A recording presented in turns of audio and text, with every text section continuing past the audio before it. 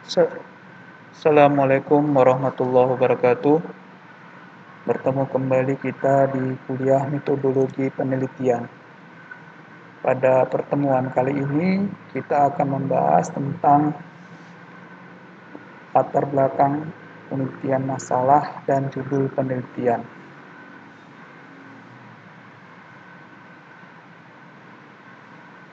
Latar belakang penelitian.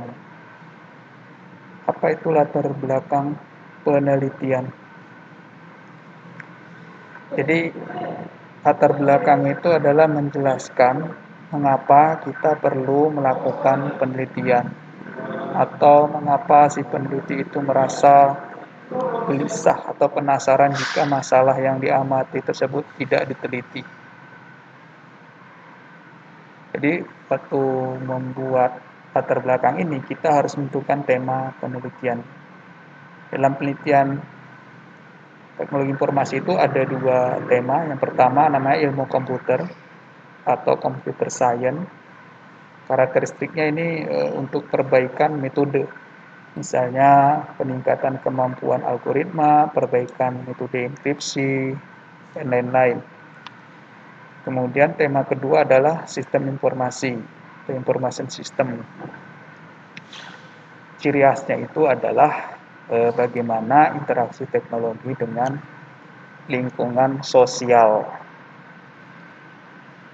Bisa contohnya tentang implementasi, desain, analisa, dan mengukur kesuksesan.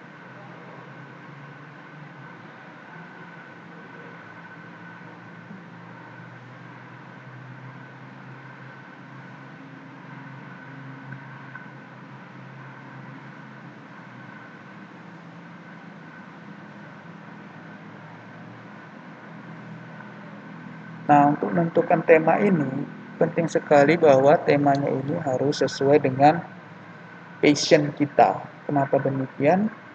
Karena kalau tidak sesuai dengan passion kita atau ketertarikan kita, atau karena kita ikut-ikutan saja, maka kalau ada nanti masalah atau ketemu tantangan dalam penelitian kita menjadi tidak semangat. Nah, untuk itu, mulai sekarang coba tentukan dulu apa passion kalian yang perlu kalian teliti. Apa yang menjadi penasaran kalian yang harus kalian ungkapkan. Jadi kita harus punya rasa penasaran di sini. Apakah itu mengenai pemrograman, mengenai desain, mengenai jaringan, mengenai hardware, seperti itu. Nah, ini menemukan dan mendefinisikan masalah dan penelitian. Nah, maksudnya di sini ini kita bukan merumuskan ya. Maksudnya apa masalah yang mau kita teliti. Jadi dulu kita belum merumuskan masalah. Jadi menemukan dan mendefinisikan masalah dan itu bukan menyusun rumusan masalah ya, tapi menemukan masalah apa yang sebenarnya terjadi pada tema penelitian kita, sehingga kita bisa menyusun solusi yang akan kita gunakan untuk menyelesaikan masalah tersebut. Nah, ini tahapannya untuk mendefinisikan masalah. Sebelumnya, pahami dulu ya, masalah itu adalah perbedaan antara kenyataan dan keinginan. Jadi misalnya sepatu kita rusak, sebenarnya itu belum tentu masalah kalau kita nggak mau pakai sepatu. Tapi kalau kita pakai sepatu itu jadi masalah. Jadi ada kenyataan, ada fakta, ada tujuan. Jadi kenyataan dan tujuan itu nggak sama gitu. Itu namanya masalah. Misalnya ban kita bocor, belum tentu juga masalah kalau kita nggak mau pakai keretanya. Tapi kalau kita mau pakai kereta, berarti ban bocor ada masalah. Nah, kenapa kita perlu mendefinisikan masalah? Ya, supaya kita tahu apa sebenarnya yang kita lakukan penelitian ini, bukan kegiatan administrasi. Ini mendefinisikan masalah ini ibarat dokter yang meriksa penyakit gitu. Kita harus cari tahu dulu ini penyakitnya kena apa nih pasiennya. Cari obatnya supaya pas gitulah penelitian ini. Jadi masalah itu sebenarnya penyakit ya kalau di kedokteran ya. Jadi ya dalam ilmu-ilmu lain kayak kita di sistem informasi, masalah itu berarti isu-isu atau hal-hal apa saja yang perlu diselesaikan di sistem informasi ini. Nah, tahapannya, pertama kita punya tujuan dulu. Kenapa demikian?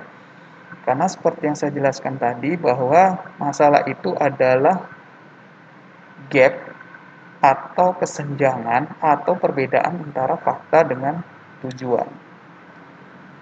Ya, misalnya ini tujuannya adalah algoritma yang lebih cepat dan efisien atau proses bisnis yang lebih efektif. Tahap kedua, kita tentukan atau mencari semua fakta atau dasar yang menyebabkan apa yang menjadi tujuan kita belum tercapai. Jadi kita buat dulu daftarnya apa aja masalah yang membuat tujuan kita itu belum tercapai. Semuanya bisa kita ungkapkan. Nah, ketika kita sudah punya daftar masalah, tahap ketiganya adalah kita memilih masalah mana yang akan kita selesaikan. Tidak semua masalah itu bisa kita selesaikan, jadi kita pilih. Tergantung dari kemampuan kita dan sumber daya yang kita miliki. Atau mungkin tingkat kepentingannya, ada masalah itu penting selesaikan atau ada yang nggak kalah penting kali selesaikan. Nah, ini dia. Caranya adalah tingkat urgensinya, tingkat kemampuan sumber dayanya untuk menyelesaikan masalah tersebut.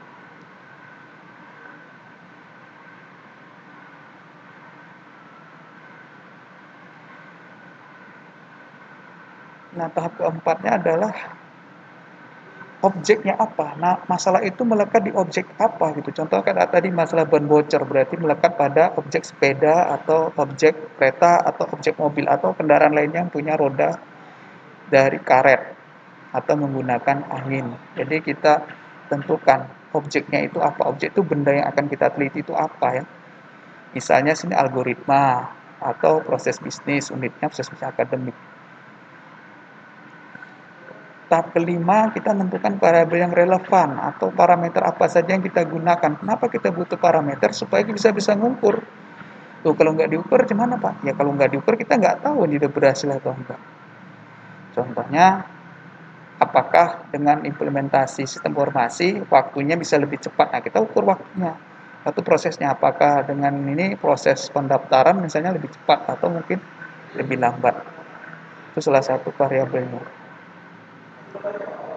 Tahap keenam adalah menyusun pertanyaan ini yang dimaksud dengan rumusan masalah. Nah, sesudah tadi masalah sudah sangat tertentu, sudah sangat khusus, kita buat pertanyaan bagaimana kita menyelesaikan masalah itu. Contohnya, bagaimana meningkatkan kecepatan algoritma pencarian, bagaimana agar proses pendaftaran mahasiswa tidak dibatasi tempat, misalnya seperti itu. Untuk memudahkan pendefinisian masalah, kita bisa menggunakan diagram tulang ikan atau fishbone atau diagram pohon masalah. Seperti ini diagram tulang ikan itu sini masalah utama, faktor masalah satu apa, penyebabnya apa. Jadi yang ini adalah faktor-faktor masalahnya, ini masalah utama ya. Kemudian penyebab-penyebabnya apa? Kita buat seperti ini. Nah, contohnya kayak gini.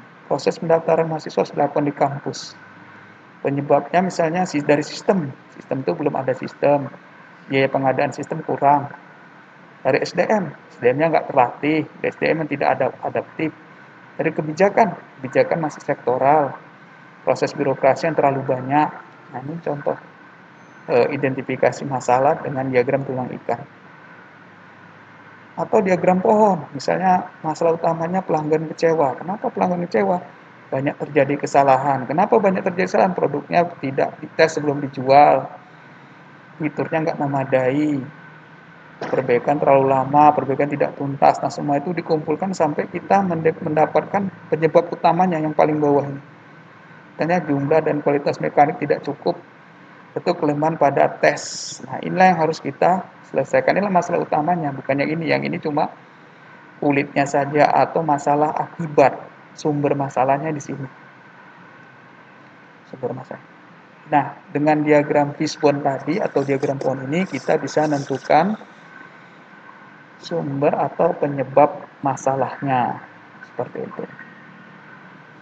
Nah, berdasarkan analisa masalah, menggunakan diagram tulang ikan atau diagram pohon masalah, maka kita akan menyebabkan penyebab dasar atau root cause masalah.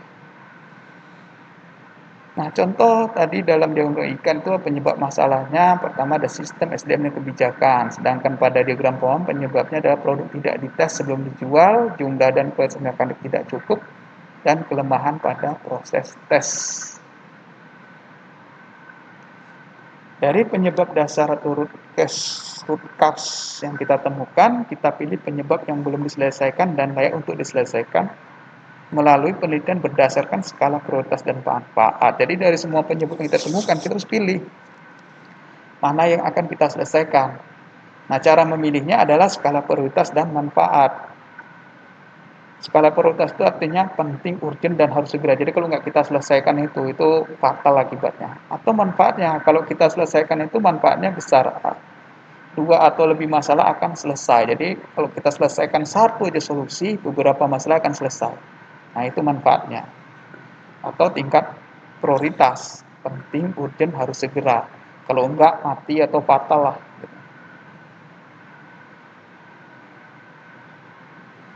Nah, jika sudah ditentukan, maka penilaian kita sudah jelas dan bisa dilanjutkan ke menyusun latar belakang. Jika ini belum jelas, maka akan sulit melakukan penelitian. Ya iya, kalau kita nggak tahu masalah, nggak tahu tujuan yang mau dicapai, ya akan sulit sekali dengan penelitian. Misalnya lah, kalian dapat tugas, buatlah penelitian tentang sistem informasi. Apa mau kalian buat? Kalau kalian nggak tahu mau diapain tuh sistem informasinya, atau unitnya mau diapain.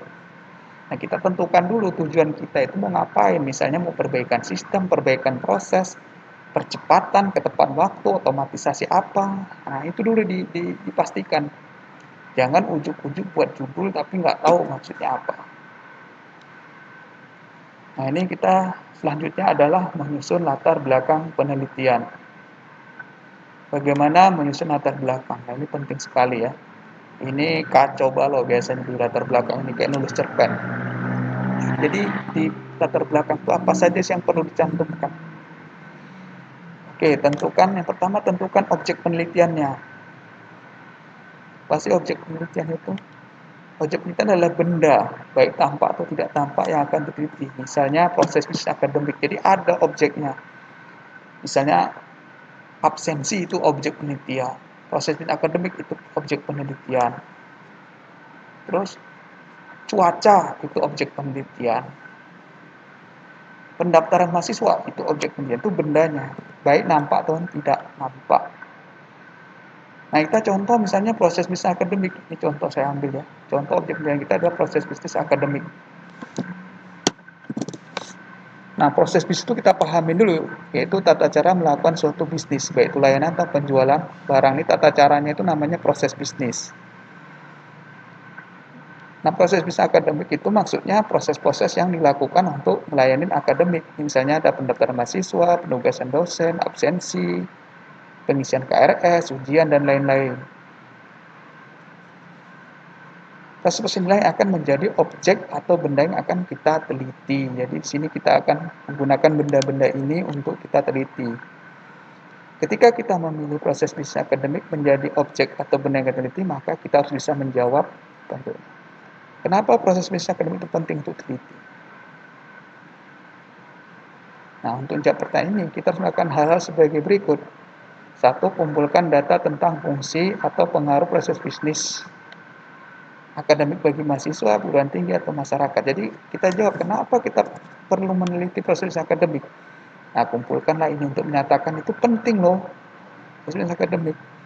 Misalnya, kualitas mahasiswa tergantung pada proses akademik, reputasi perguruan tinggi, pengaruh proses akademik, masyarakat perguruan tinggi yang proses akademiknya berkualitas, dan lain-lain. Dua, cari sumber data yang benar-benar valid. Jadi untuk ngomong yang tadi, ngomong yang ini, itu berdasarkan sumber data. Jangan karang-mengarang ya. Sumber data yang valid misalnya jurnal, konferensi, buku, data statistik, berita, atau penelitian sebelumnya. Jangan menggunakan blog. Jadi blog itu tidak dianggap sebagai sumber yang valid. Kenapa? Karena itu banyak opini ya. Datanya tidak jelas. Referensinya tidak jelas. Itu kalau blog. Makanya sumber data itu harus benar-benar yang valid. Yang pertama itu jurnal. Nah, sumber-sumber data ini akan menjadi referensi pada latar belakang. Jadi latar belakangnya harus pakai referensi, bukan dikarang mengarang. Ya.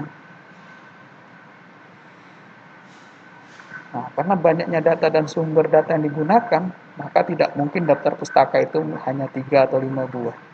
Minimal harusnya 10 buah. Nah, ini banyak nih sumber datanya. Jadi jangan hanya di 3 atau 5 buah ya, itu tidak diterima karena berarti nggak valid penelitiannya. Datanya dia sedikit, mana mau kita bikin valid? Arang lah berarti penelitiannya. Nah, penjelasan objek penelitian akan menjadi paragraf 1 dalam latar belakang. Jadi penjelasan objek penelitian akan menjadi paragraf pertama dalam latar belakang. Contohnya kayak gini nih. Nah, jadi tetap dicantumkan ya sumbernya. Setiap paragraf di latar belakang itu harus punya referensi. Jadi ini menjelaskan kenapa proses akademik itu penting.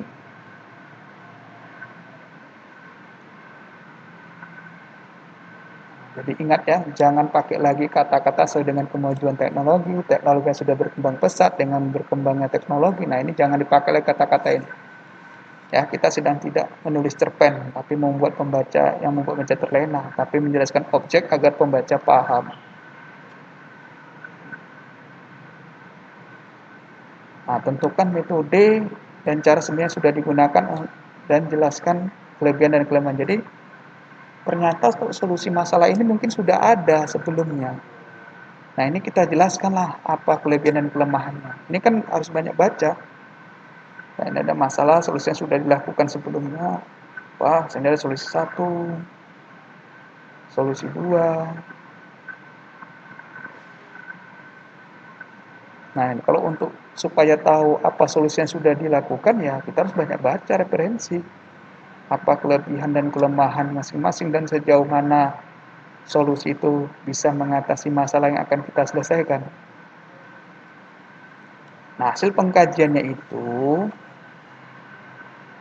ya, didapatkan apa yang kita selesaikan lakukan kelemahan metode sebelumnya atau menyelesaikan apa yang metode sebelumnya belum diselesaikan. Jadi maksudnya gini, jadi penelitian kita ini adalah menyelesaikan apa yang jadi kelemahan metode sebelumnya sehingga nggak bisa selesai, nggak bisa tuntas. Atau mungkin metode sebelumnya belum menyelesaikan semua, masih satu-satu. Nah, masalah berikutnya inilah yang kita selesaikan. Nah, penjelasan tentang ini kita tuliskan dalam paragraf 2, latar belakang secara singkat. Jadi kita jelaskan secara singkat metode-metode sebelumnya dan apa yang sudah diselesaikan dan apa yang belum. Apa yang menjadi kelebihan dan apa yang menjadi kelemahan. Contohnya kayak gini. Percepatan dan efektivitas proses bisnis akademik dilakukan melalui penyusunan ulang kebijakan dan prosedur. Di samping itu, penggunaan otomatisasi dan yang difasilitasi melalui implementasi teknologi informasi juga bisa diandalkan untuk mengatasi hambatan pada setiap tahapan proses akademik. Nah, ini ada menjelaskan tentang metode sebenarnya itu percepatan efektivitas proses bisnis. Misalnya penyusunan ulang prosedur. Ini metode yang sebelumnya atau metode otomatisasi. Seperti itu. Jadi ada dua metode dijelaskan sini bahwa untuk efektivitas akademik itu bisa diperbaiki melalui penyusunan ulang kebijakan dan prosedur atau menggunakan sistem informasi. Seperti itu kira-kira. Nah, pemilihan metode solusi. Nah, sudah dijelaskan tadi macam-macam metode dan kelebihan serta kelemahannya. Kita pilih metode yang mungkin dan relevan dengan masalah yang kita hadapi. Nah, di dalam ilmu dunia ini tidak ada metode yang paling baik, tetapi yang paling cocok lah kita cari untuk menyelesaikan masalah kita. Ya, kita baca tadi metode-metode apa saja yang sudah bisa kita identifikasi, kita pilih mana yang cocok. Pemilihan ini dijelaskan pada paragraf 3 secara singkat. Ini contoh paragraf 3. Ya, penggunaan teknologi informasi dalam bentuk sistem informasi sejauh ini masih relevan untuk mengatasi hambatan dalam perhitungan, verifikasi, dan pengiriman data. Tetapi penerapannya harus didukung oleh kebijakan dan visi pimpinan organisasi yang sejalan dengan penerapan sistem sendiri. Nah, ini misalnya ini cocok digunakan, tapi dia ada syaratnya. Syaratnya harus didukung oleh kebijakan. Ya, kalau nggak ada kebijakan, sistem informasi tidak jalan. Nah, setelah kita selesaikan itu, maka kita rangkumlah penjelasan latar belakang dan tujuan penelitian di paragraf terakhir. Jadi sebelum penjelasan latar belakang ditutup, di bagian akhir dijelaskan tujuan penelitian secara singkat. Tujuan penelitian itu artinya apa yang mau dibuat di penelitian itu ya, bukan hasilnya ya, tapi apa yang mau dibuat. Contoh tujuan penelitian mengimplementasikan sistem informasi pada proses bisnis akademik dalam rangka mengurangi hambatan dalam pemeriksaan nilai, percepatan penerimaan KHS dan pelaporan. Nah, penjelasan ini disertakan di bagian penutup latar belakang. Nah, ini dibarangkan contohnya seperti ini. Pada penelitian ini dilakukan implementasi sistem informasi akademik berbasiskan kebijakan perguruan tinggi dalam upaya mengurangi hambatan pemrosesan nilai dan percepatan KHS. Nah, menentukan judul penelitian. Ini dilakukan setelah cerita latar belakang. Nah, ini mungkin ada yang bertanya ini. Biasanya judul dulu baru nulis latar belakang. Ini kenapa latar belakang dulu baru judul? Nah, jadi begini. Judul itu memang belakangan setelah penjelasan di latar belakang. Kenapa? Karena rangkuman seluruh penjelasan latar belakang itulah yang akan menjadi judul. Selama ini kita fokus pada judul dan tapi sulit dalam menjelaskan latar belakang. Karena susah mencari hubungan antara judul dan latar belakang. Jadi supaya gampang kita buat latar belakang dulu, dari kesimpulannya itu baru itulah judulnya. Nah, judul penelitian itu terdiri dari beberapa komponen. Yang pertama, tujuan penelitian. Nah, ini kegiatan apa yang dilakukan dalam penelitian, misalnya implementasi sistem informasi akademik, ini tujuannya. Kemudian komponen kedua, objek penelitian. Ini objek atau unit atau tempat penelitian, misalnya STM Triguna Dharma. Ketiga adalah metode yang digunakan. Metode yang digunakan misalnya metode agile berbasiskan kebijakan manajemen. Metode yang digunakan dalam penelitian itu ya. Nah, dari ketiga faktor judul tersebut maka dirangkum sehingga menjadi judul. Bisa juga ditambahkan makna-makna yang memberikan kesan ketertarikan atau tantangan. Jadi judul itu harus membuat orang penasaran. Jangan nggak penasaran dengan implementasi sistem informasi pada STM Tribunal, nggak gitu. Itu nggak penasaran. Nah, contohnya kayak gini nih. Penasaran. Nah, efisiensi waktu dan akademik melalui implementasi sistem informasi akademik pada STM Triguna Dharma. Jadi ada efisiensi waktu, orang penasaran, gimana ya caranya efisiensi waktu mulai sistem informasi akademik. Nah, itu kira-kira membuat orang penasaran di judul itu.